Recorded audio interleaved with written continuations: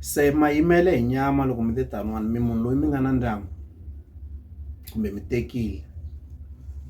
Hayi hayi a na nsati kahle kahle a ku na munhu wa xisati nakona a swi vula ku a ni n'wanuna swo vula ku nkarhi wo ni teka a wu se fika loko u ta fika ni ta teka. A mi se teka mi ri nkulukumba hi ndlela leyi.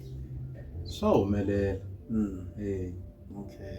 swa humelela ku swi humelerisa swona mara no pfumela ku loko se u ta va kona ndyangu wu ta va wu ri kona ene ni nge wu tumbeti. Swi ta vula ku hi yaleyo poso ya vukati lava byi lavaka vukati mayimele hi nyama va kona hi swona.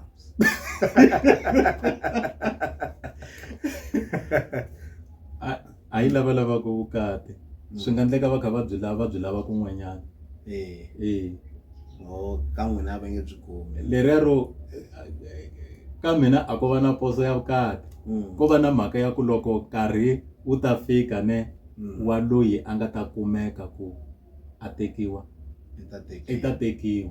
Hi marito man'wana a ni ta vula ku va nga foni va ku hi twe ku mi lava nsati Okay. a ni basisa ngopfu yaleyo. Ni twisise.